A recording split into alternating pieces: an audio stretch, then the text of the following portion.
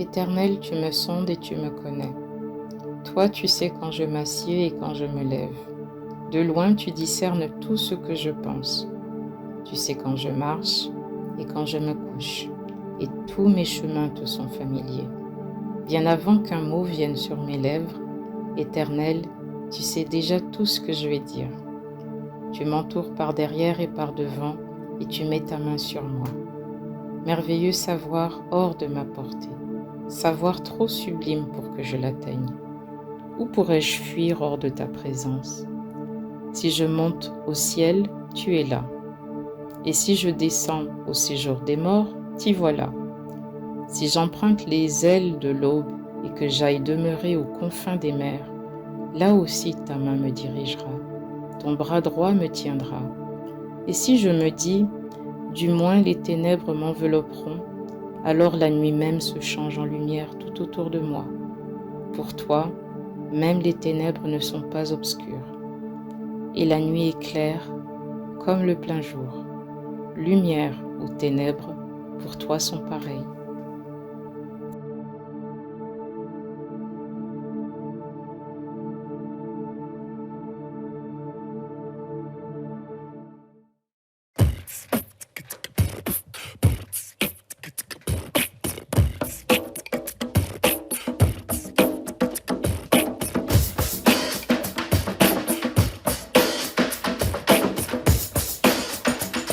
Oh, pourquoi chantez-vous maintenant? Nous chantons grâce à l'Éternel. Oh, pourquoi chantez-vous maintenant? Nous chantons grâce à l'Éternel. Nous chantons, nous chantons, nous chantons, nous chantons, nous chantons grâce à l'Éternel. Nous chantons, nous chantons, nous chantons, nous chantons, nous chantons grâce à l'Éternel. Oh, pourquoi servez-vous maintenant? Nous servons grâce à l'Éternel. Oh, pourquoi servez-vous maintenant? Nous servons grâce à l'Éternel. Nous servons, nous servons, nous servons, nous servons, nous servons grâce à l'Éternel. Nous servons, nous servons, nous servons, nous servons, nous servons grâce à l'Éternel. Oh, pourquoi aimez-vous maintenant? Nous aimons grâce à l'Éternel. Oh, pourquoi aimez-vous maintenant? Nous aimons grâce à l'Éternel. Nous aimons, nous aimons, nous aimons, nous aimons, nous aimons grâce à l'Éternel. Nous aimons, nous aimons, nous aimons, nous aimons, nous aimons grâce à l'Éternel. Oh, pourquoi priez-vous maintenant? Nous prions grâce à l'Éternel. Oh, pourquoi priez-vous maintenant? Nous prions grâce à l'Éternel. Nous prions, nous prions, nous prions, nous prions, nous prions grâce à l'Éternel. Nous prions, nous prions, nous prions, nous prions, nous prions grâce à l'Éternel. Oh, pourquoi dansez-vous maintenant? Nous dansons grâce à l'Éternel. Oh, pourquoi dansez-vous maintenant? Nous dansons grâce à l'Éternel. Nous dansons, nous dansons, nous dansons, nous dansons, nous dansons grâce à l'Éternel. Nous dansons, nous dansons, nous dansons, nous dansons, nous dansons grâce à l'Éternel. Oh, pourquoi chantez-vous maintenant? Nous chantons grâce à l'Éternel. Oh, pourquoi chantez-vous maintenant? Nous chantons grâce à l'Éternel. Nous chantons, nous chantons, nous chantons, nous chantons, nous chantons grâce à l'Éternel. Nous chantons, nous chantons, nous chantons, nous chantons, nous chantons grâce à l'Éternel.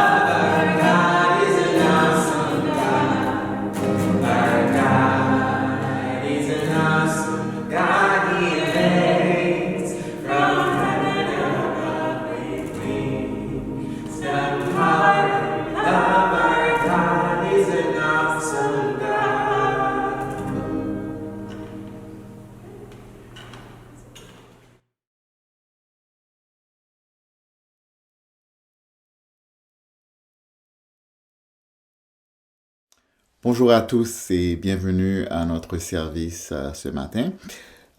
J'aimerais souhaiter une bienvenue particulière à notre frère Mathias qui nous visite de l'église de Paris. Mathias est un étudiant qui vient passer 4 mois ici à Montréal dans le contexte d'une formation par rapport à ses études universitaires. Donc, il a déjà participé à la retraite des étudiants qui a eu lieu il y a quelques semaines. Donc, Mathias est déjà bien intégré et j'espère qu'on va tous avoir la chance de le rencontrer bientôt.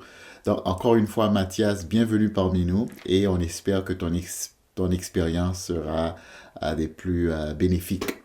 Je veux souhaiter la bienvenue à tous. Comme je l'ai déjà mentionné, les étudiants ont eu une retraite très inspirante et il y a d'autres groupes de l'Église aussi, des membres qui participent à ces retraites qu'on organise grâce à la générosité d'une famille de l'Église qui a payé pour que l'Église puisse avoir 5 retraites au total. Donc, on dit merci à cette famille, merci à Dieu de les avoir inspirés à faire ce don généreux à l'Église. Et je sais que déjà, les gens qui ont participé ont profité sur le plan individuel, ça avance leur marche avec Dieu, et sur le plan collectif aussi. Donc, ça rapproche les frères et sœurs. Donc, si vous nous visitez pour la première fois, on vous souhaite la bienvenue. On est très heureux de vous avoir avec nous à notre service en ligne. On étudie une thématique depuis le début de l'année qui est animée par l'Esprit. Et ce matin, j'aimerais qu'on réfléchisse ensemble sur le concept, l'idée de la transformation. Okay? Donc, être animé par l'Esprit, c'est le thème de l'Église. Ça veut dire quoi? Ça veut dire... Mais c'est bien de définir parce qu'on peut avoir différentes perspectives là-dessus. Être animé par l'Esprit, ça veut dire en partie se laisser transformer par l'Esprit de Jésus qui nous habite. Donc, c'est en partie le message de l'Évangile nous annonce que Dieu nous adopte dans sa famille et comme gage de cette adoption, Dieu nous donne l'Esprit Saint. Galates 3, verset 26, Paul nous dit que nous avons revêtu le Christ, l'Esprit de Dieu, l'Esprit de Jésus-Christ. Donc, la vie chrétienne dépend vraiment de cette attitude que nous avons, de cette disposition de nous laisser guider par l'Esprit de Dieu qui nous habite dans nos pensées, dans nos attitudes, dans notre discours, dans nos choix, dans nos actions. Donc, je vous pose la question ce matin, je te pose la question, es-tu animé par l'Esprit? Es-tu guidé par l'Esprit?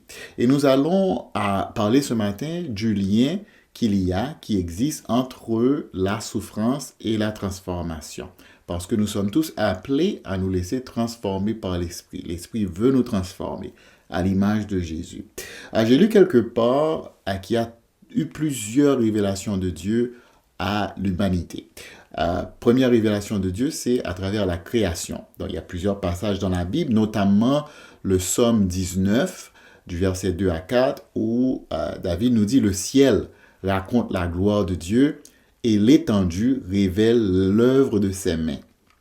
Le jour en instruit un autre jour, la nuit en donne connaissance à une autre nuit. Ce n'est pas un langage, ce ne sont pas des paroles, on n'entend pas leur son. » Donc, ici, l'idée, c'est que Dieu, à travers la nature, parle à l'humanité. Donc, depuis que le monde est, les hommes ont été inspirés par la nature. Même aujourd'hui, tu vas prendre une marche dans les bois, tu vas au sommet d'une montagne, et il y a quelque chose qui te touche, il y a quelque chose qui te parle. Donc, l'idée, c'est que Dieu se révèle à travers sa création. Ensuite, on dit que la deuxième révélation de Dieu, c'est à travers la conscience de l'homme.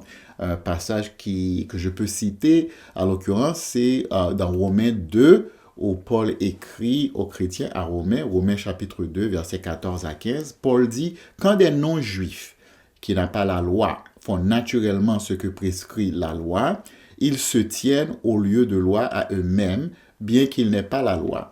Ils montrent que l'œuvre de la loi est écrite dans leur cœur, car leur conscience en rend témoignage et leurs pensées les accusent ou les défendent tour à tour. Donc, il y a plusieurs interprétations de cette pensée, de cette affirmation de Paul. On n'est pas là pour faire le point sur et une synthèse de toutes les interprétations, mais ce qui semble être clair, c'est que Paul parle ici de la conscience de l'homme qui a été imprégné de la présence de Dieu. Donc Dieu nous parle à travers notre conscience. Je suis sûr que chacun de nous, si on revient en arrière assez loin en arrière, on va tous admettre que à une certaine partie de notre vie, à certains moments, on était en train de commettre une action et bien que personne ne nous voyait, bien qu'il n'y avait aucun témoin, on se sentait gêné, il y avait une gêne, il y avait un sentiment de culpabilité qui pesait sur nous. Okay? Donc on sait tous ce qu'est la conscience et on sait tous qu'on a une conscience. Donc Dieu nous parle à travers la conscience. Ensuite, la troisième révélation de Dieu, c'est à travers la Bible, à travers la parole, la révélation écrite de Dieu. Donc qu'il s'agisse des prophètes, qu'il s'agisse des évangélistes, qu'il s'agisse de différents rois, on sait que Dieu a parlé à l'humanité à travers la révélation écrite. Okay? Ensuite, la dernière révélation, c'est à travers Jésus-Christ. Dans Hébreux, l'épître aux Hébreux, Hébreux chapitre 1er, versets 1 à 2, l'auteur nous dit « Après avoir autrefois, à de nombreuses reprises et de bien des manières, parlé à nos ancêtres par les prophètes, Dieu, dans ces jours qui sont les derniers, nous a parlé par le Fils. Il a établi héritier de toutes choses, et c'est par lui aussi qu'il a créé l'univers. » Donc ici, l'auteur fait la comparaison entre Jésus et tous ceux qui l'ont précédé, Moïse, il compare Jésus aux anges, et son message est que prêtons attention à Jésus, parce que Jésus est la dernière révélation de Dieu. Dieu nous parle à travers Jésus. Donc, c'est quoi la conclusion? La conclusion, c'est que Dieu, en tant que parent conscient de notre faiblesse, nous parle comme si nous étions des enfants qui souffrent de TDAH. On ne peut pas se concentrer, on est complètement distrait et Dieu essaie de nous communiquer d'une façon ou d'une autre pour faire passer le message. Donc, la question ce matin, c'est est-ce que tu entends la voix de Dieu? Est-ce que tu t'efforces d'entendre sa voix? Parce que Dieu te communique. Et une leçon importante de la vie, à mon avis, que Dieu essaie de nous communiquer, c'est le lien qui existe entre la souffrance et la transformation. De toute évidence, le monde a un regard négatif sur la souffrance. Il y a un théologien que j'écoute souvent, que je lis souvent, qui s'appelle Tim Mackie, qui l'exprime en ces mots. Il dit « Le but, la quête de l'homme peut souvent être résumé en cette phrase. Une quête à maximiser le plaisir et à minimiser l'inconfort. » Donc, l'humain, dans sa chair, cherche à maximiser le plaisir, à avoir le plus de plaisir que possible et à diminuer, minimiser l'inconfort, la souffrance le plus que possible. Alors ce que nous, si nous sommes enfants de Dieu, si nous sommes habités par l'Esprit de Dieu, nous avons une vision, une perspective complètement différente de la souffrance. J'ai vu une courte vidéo récemment que j'aimerais partager avec vous, justement pour revenir sur le fait que Dieu nous parle aussi à travers la nature. Et il s'agit de quelque chose tout à fait fascinant pour moi qui se passe dans la nature. Donc, je vous laisse regarder la vidéo. Ensuite, on reviendra pour commenter la vidéo et tirer la leçon spirituelle que cette vidéo renferme. Donc, bonne écoute.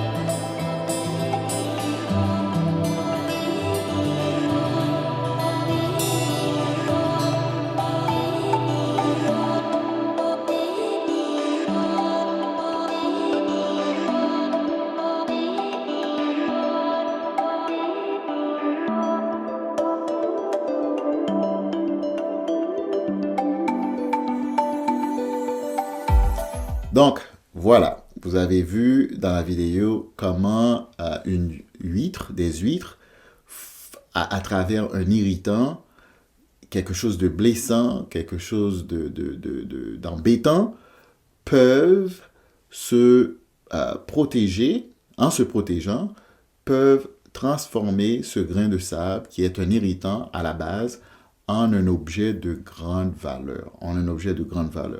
J'ai eu l'opportunité de faire cette leçon avec des chrétiens, des disciples qui sont venus à Meilleur dans le local, et on a eu des interactions, et il y a eu plusieurs choses qui ont été avancées que j'ai trouvées qui étaient d'une profondeur et qui étaient vraies.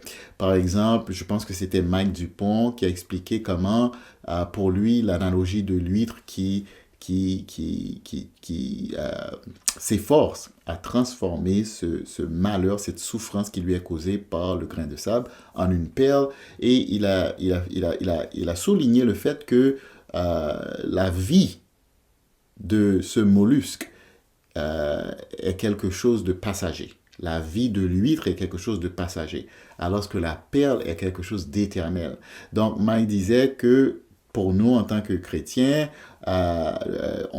notre vie sur terre est quelque chose d'éphémère, quelque chose de passager. Alors ce que la gloire que Dieu nous réserve, la gloire qui vient lorsqu'on a passé à travers cette souffrance et qu'on est transformé à l'image de Jésus, est quelque chose d'éternel. Donc il y a plein de leçons à apprendre par rapport à ça. Avant d'entrer dans une discussion pratique, de faire ressortir des points pratiques sur la souffrance, j'aimerais décomposer la souffrance avec vous.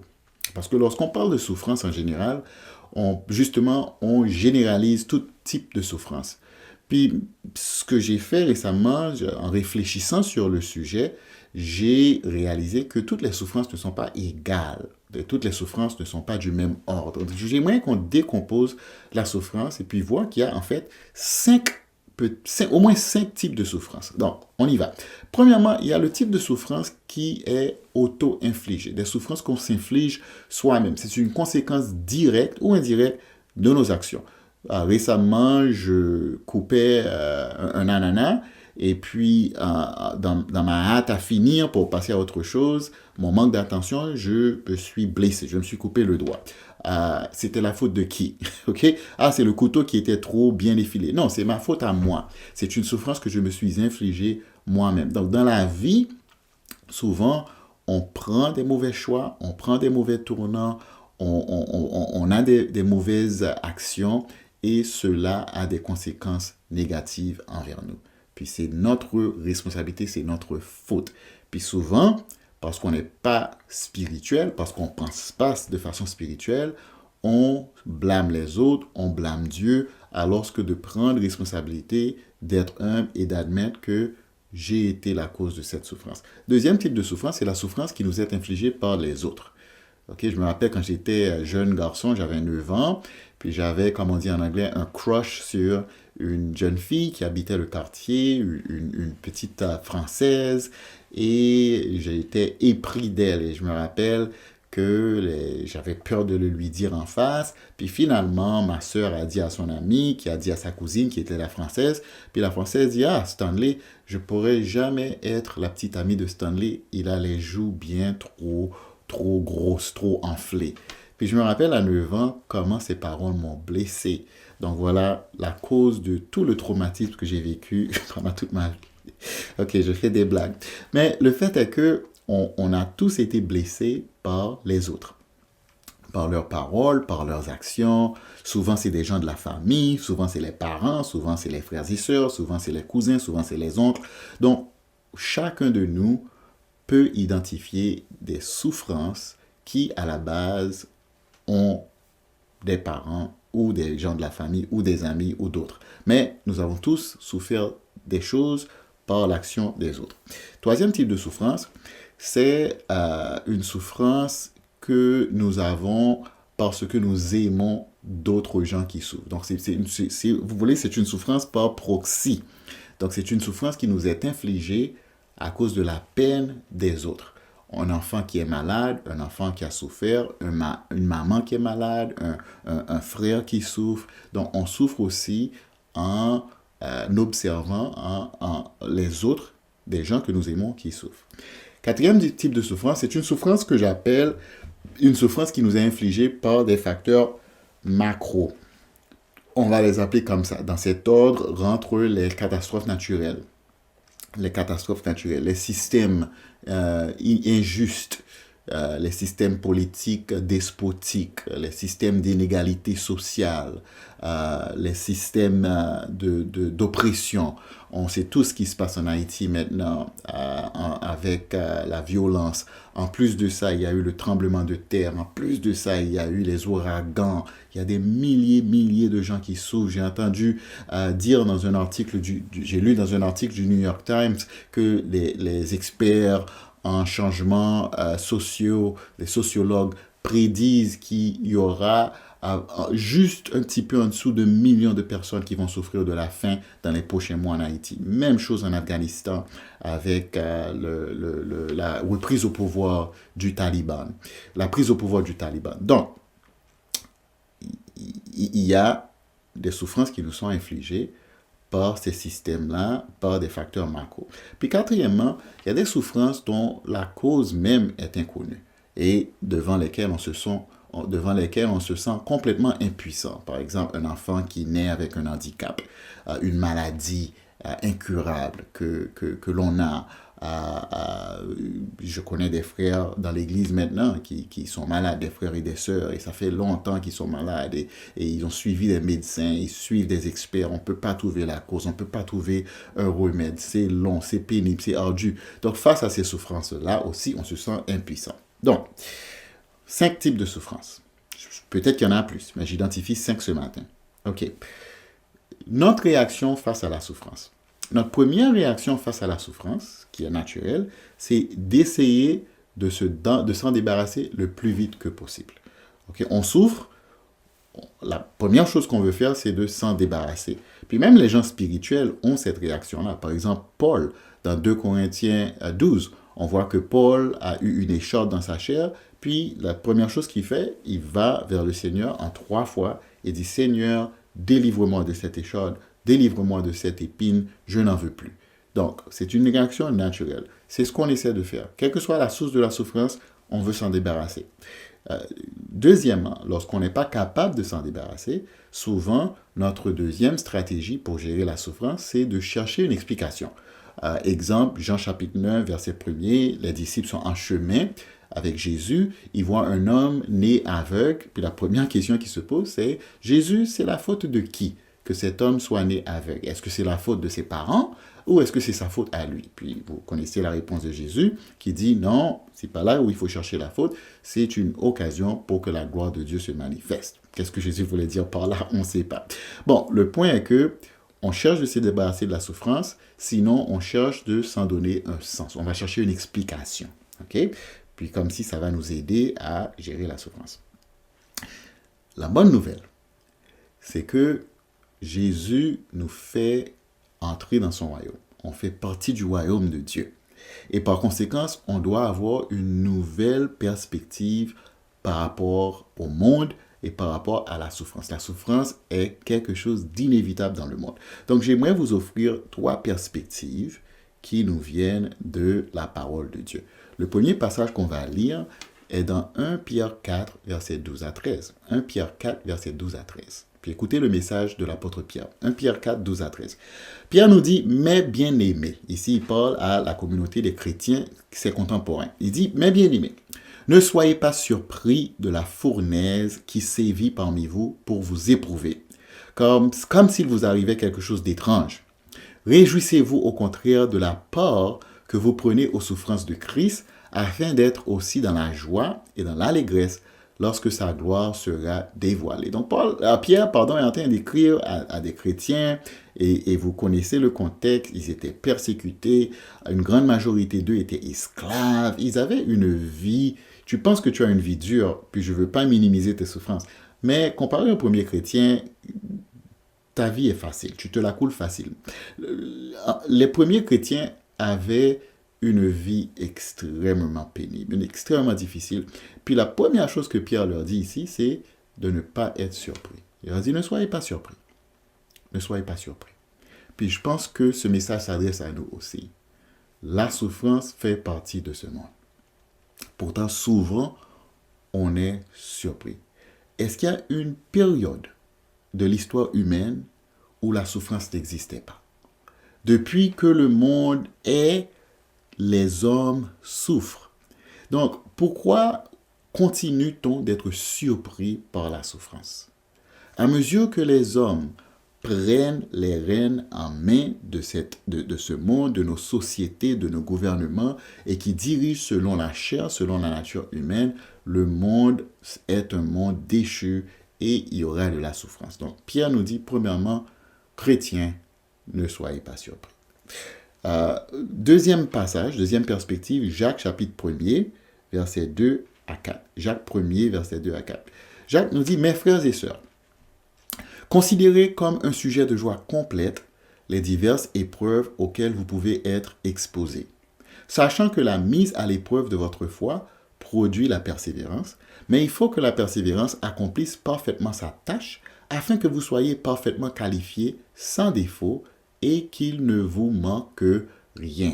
Ok, donc ici, Jacques dit aux chrétiens de considérer comme une joie, un sujet de joie, le fait qu'ils souffrent, quelle que soit la nature des souffrances, quelle que soit la nature des épreuves. Jacques dit, considérez cela comme une occasion de joie complète. C'est quoi le message de Jacques? Mais le message de Jacques, c'est pas qu'il faut être masochiste, qu'il faut se détester, qu'il faut vouloir se faire mal. Non, ça a plus rapport à une pathologie mentale. Il est en train de dire que on doit apprendre de nos souffrances. La souffrance peut nous amener quelque chose de positif. C'est pas la première fois que vous écoutez ce message, que la souffrance peut nous amener à la maturité. Mais par contre, si on revient aux 5 types de souffrances qu'on a définis un peu plus tôt, essayons de voir quelles sont les leçons que nous pouvons apprendre de chaque type de souffrance. Donc, on y va. Premièrement, la souffrance qui est auto-infligée. Lorsqu'on souffre à cause de nos choix, de nos actions, de nos paroles, de nos décisions. Qu'est-ce que cela peut nous apprendre? Mais premièrement, cela peut nous apprendre à être sages. À être sage. On apprend de nos erreurs, on apprend de nos mauvais choix. Ça peut nous apprendre aussi à être humble, à se soumettre à la volonté de Dieu, à suivre le conseil des autres. Donc, moi, je me rappelle une fois, j'habitais le New Jersey, j'étais jeune parent, j'avais besoin d'une auto, j'avais pas d'auto, mes enfants étaient jeunes, ma femme et moi, on avait plein d'activités. Et il y a un frère qui s'est proposé, qui m'a dit, Stanley, je sais que tu n'as pas beaucoup d'argent, je peux t'emmener en Philadelphie et on va aller acheter une voiture dans les enchères. Puis j'ai dit, merci mon frère, il est venu me chercher avec sa propre voiture. On a conduit une couple d'heures pour aller à Philadelphie. Et puis, je ne sais pas si vous avez déjà participé à une enchère, vous avez vu, en tout cas, vous voyez ça à la télé, vous savez comment ça fonctionne. Allez, 50 qui dit 50, 55 qui dit 55, 60, 75, 80, puis c'est une folie. Et il faut être vite, il faut réagir vite. Puis avant la vente aux enchères, on a été dans le stationnement où les voitures étaient stationnées, puis il me conseillait sur différents types de voitures. Il y avait une petite Isuzu. Il dit, voilà Stanley, et ça c'est une bonne voiture. Je crois que ça se vendait à $800. Mais je la trouvais trop petite. Et puis, en me promenant dans le stationnement, j'ai vu une Volkswagen Passat de couleur or. Et j'ai ouvert la porte de la voiture, elle était lourde, j'ai fermé la porte, ça me donnait l'impression d'une voiture comme une Volvo, une voiture allemande. Je me disais, c'est peut-être la voiture que je veux. Puis lui, son conseil, c'était, fais attention, ces voitures-là ne sont pas réputées pour être très fiables. Mais ça entrait dans une oreille, ça sortait dans l'autre. Voilà ce que je voulais. Bon. La vente aux enchères a commencé, la Isuzu passait, il a dit, Stanley, voici, mets ton offre. Et puis j'ai été hésitant, et puis j'ai dit, bon, 800, et puis ça a été à un autre. Mais lorsque la Passat est venue, j'étais agressif, j'ai continué à mettre des offres, je pense que j'ai lu pour $1,200. Bon, j'ai pris l'auto, Je me suis mis à conduire parce que le frère, lui, il est reparti dans son auto. Moi, j'ai démarré la Passat, puis la Passat m'a lâché en chemin.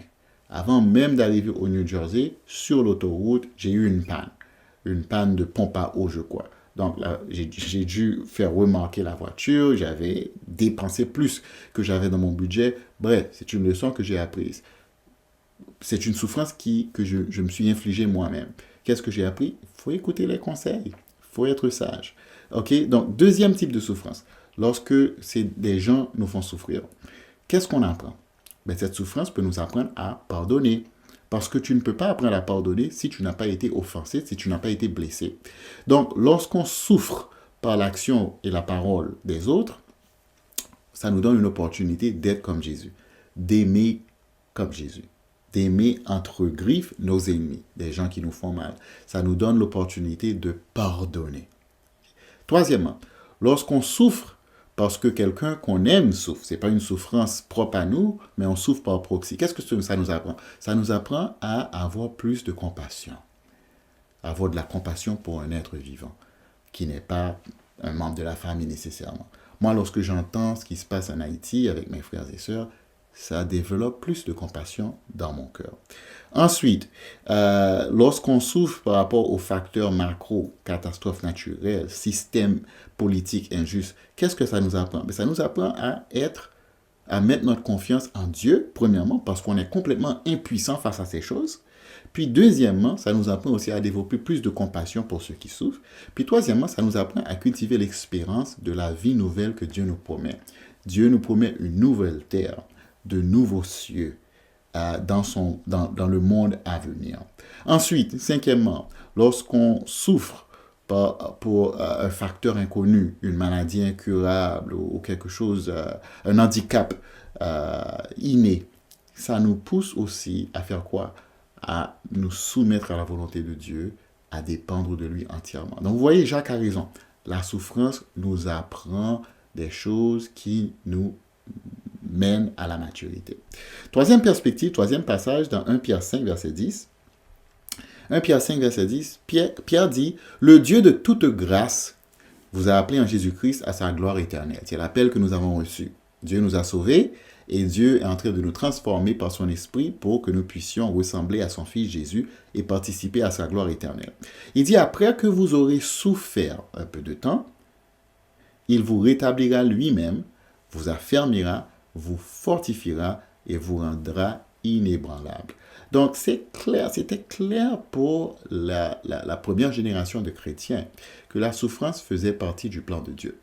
On ne va pas dire que c'est Dieu qui cause la souffrance. On vient de voir qu'il y a un tas de facteurs, un tas de causes. Mais Dieu utilise la souffrance.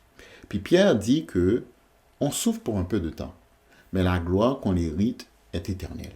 Et Dieu lui-même nous rétablit après la souffrance. Dieu lui-même nous affermit. Dieu lui-même nous fortifie. Dieu lui-même nous rend inébranlables. Regardez un grain de sable qui pénètre l'huître, qui est un irritant, qui fait mal, qui est pénible, et regardez ce qui en ressort après un processus de transformation. Une perle qui devient un objet de grande valeur, un objet qui émerveille les gens, un objet qu'on peut même dire éternel dans un sens. Donc Dieu, quel que soit ce que tu souffres aujourd'hui, que ce soit une souffrance qui t'est auto-infligée. Je sais qu'il y a des couples dans l'Église qui souffrent énormément. Ils se sont blessés, ils ont du mal à se pardonner, ils se sont fait beaucoup de peine. Il y a des gens dans l'Église aussi qui souffrent et la conséquence, c'est la conséquence de leurs propres actions. Soyez humble, admettez que vous êtes la cause de vos souffrances, humiliez-vous devant le Seigneur et lui-même vous relèvera. Il y en a d'autres qui souffrent parce qu'ils ont un enfant qui souffre. Apprenez à faire confiance à Dieu et laissez cette souffrance vous transformer à l'image de Jésus. Donc, quelle que soit ta souffrance, endure, fais confiance à Dieu et réjouis-toi, pas parce que tu aimes souffrir, mais parce que tu comprends que Dieu utilise cette souffrance pour te transformer, pour t'amener à la maturité, pour t'aider à ressembler plus à Jésus-Christ. Parlant de Jésus-Christ, regardons l'exemple de Jésus. Dieu aurait pu sauver le monde de plusieurs façons. Dans sa créativité, dans sa puissance, dans son ingéniosité. Dieu aurait pu utiliser 1000 ressources pour sauver le monde. Mais il a choisi de sauver le monde à travers le sacrifice de son Fils, à travers la souffrance de son Fils.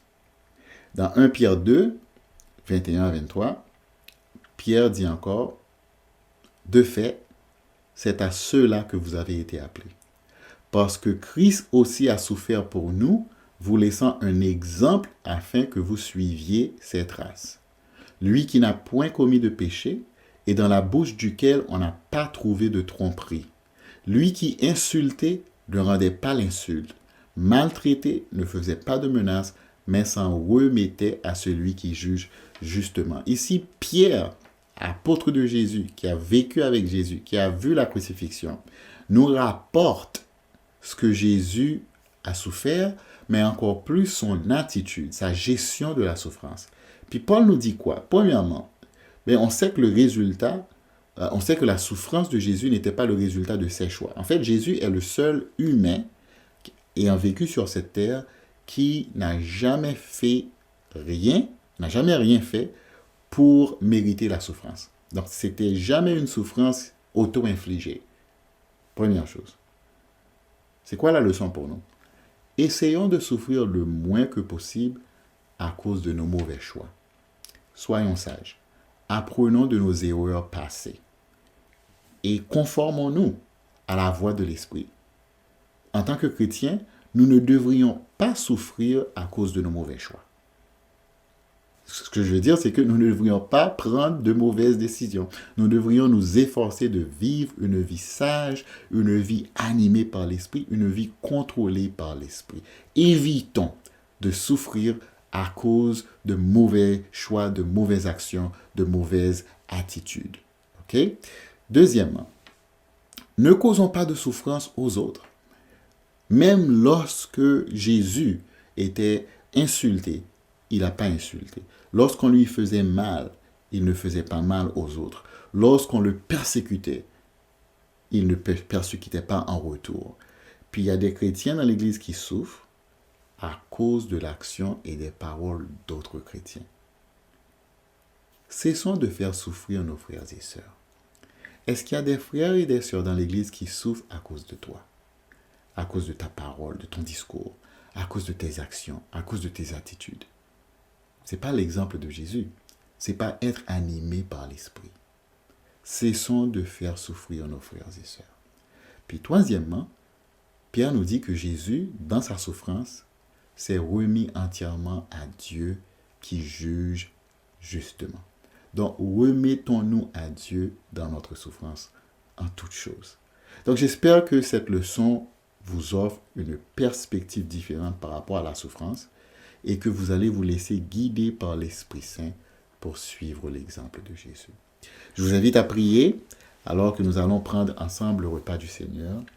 Nous allons commémorer notre Seigneur Tout-Puissant qui s'est humilié pour nous, qui a accepté de souffrir à cause de nos péchés et du coup nous a montré la voie à suivre, l'exemple à suivre, la façon de réagir face à la souffrance. Donc, prions ensemble.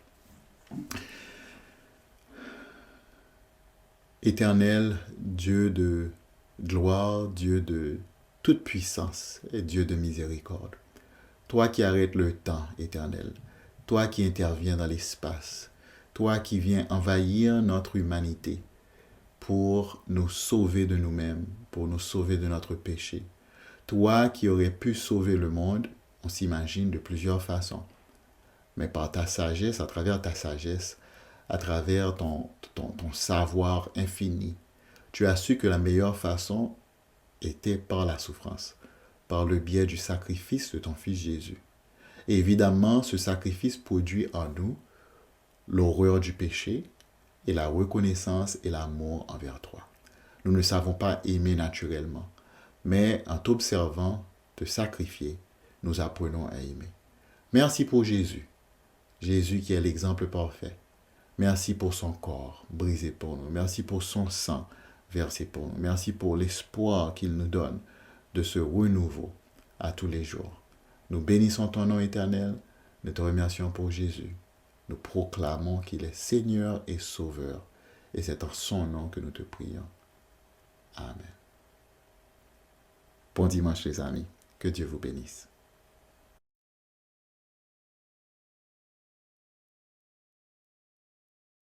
Je louerai l'Éternel de tout mon cœur. Je raconterai toutes ses merveilles. Je chanterai son nom. Je louerai l'Éternel de tout mon cœur. Je ferai de toi le sujet de ma joie. Alléluia.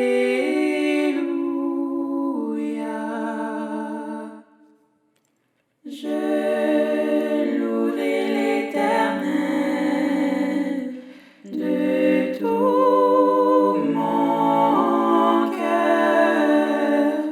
Je raconterai toutes ses merveilles. Je chanterai son nom.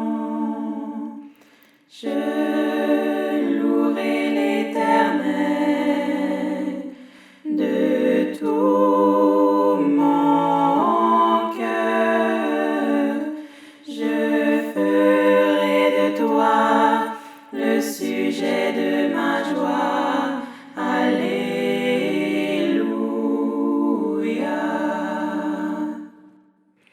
Praise, I will praise you, Lord, with all my heart. Oh God, I will tell the wonders of your ways and glorify your name. Praise, I will praise you, Lord, with all my heart. In you I will find the source of all my joy. Alleluia.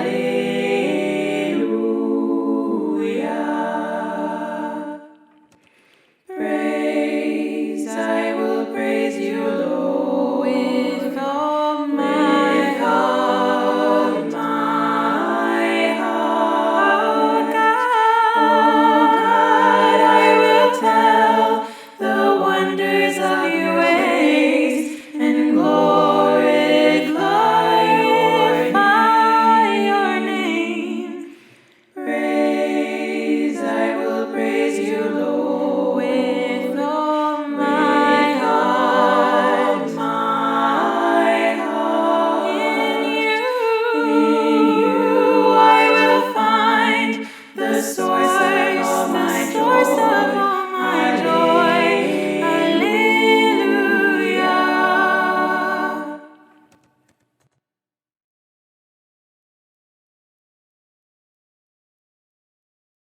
Wow! Quel message édifiant que Dieu nous a donné à travers Stanley. J'ai appris qu'il y a deux types de souffrances. Il y a des souffrances qu'on ne peut pas éviter et d'autres qu'on peut éviter. Ces souffrances qu'on peut éviter, il faut que je prenne la responsabilité pour prendre de bons choix. Et en même temps, que je prenne la responsabilité de ne pas blesser les autres. En même temps, pour les souffrances que moi je ne peux pas éviter, il faut que je remette moi-même à Dieu, tel que Jésus a fait. J'ai pensé à Jésus dans le passage qui dit en Hébreu 5, verset 8, que Jésus même a appris l'obéissance à travers ses souffrances personnelles. Et ma prière aujourd'hui, pour toi et pour moi, c'est que notre souffrance ne soit pas en vain. J'ai quelques annonces. Très bonne nouvelle, à partir du 17 octobre, ça veut dire pas le dimanche prochain, l'autre, on va recommencer à avoir des rencontres à Maillère pour toute l'Église. Pour ça, on a divisé en 2 groupes pour respecter les consignes sanitaires du gouvernement. Le premier groupe, on va appeler l'Ouest. Ça va être les groupes de Laval, Saint-Laurent, le groupe de Verdun, West Island et Campus, qui va se rencontrer le 17. Les dimanches suivants, ça va venir l'autre groupe. Le 24 octobre, ça vient le groupe qu'on a appelé l'Est, avec la ville Terrebonne, le groupe de Rive-Sud, Anjou, Notre-Dame-des-Grâces, les pros et les IO-pros. Si vous avez des questions, veuillez vous adresser aux dirigeants des groupes, dirigeants des ministères, pour savoir où est-ce que vous êtes placés. C'est une très bonne nouvelle, on va se voir, on va louer Dieu ensemble. Ce mercredi-là, prochain, le 6 octobre, on va être tous ensemble par Zoom. Et le lien va être envoyé dans les courriels d'Emmanuel. De la même forme, les autres annonces vont être dans les courriels qu'on va recevoir de la part d'Emmanuel. Tout de suite après la fin de ce service, j'invite les groupes de famille à se rencontrer par Zoom pour faire la communion ensemble. Comme ça, je vous souhaite une très belle semaine. Merci pour être ici avec nous. Bye.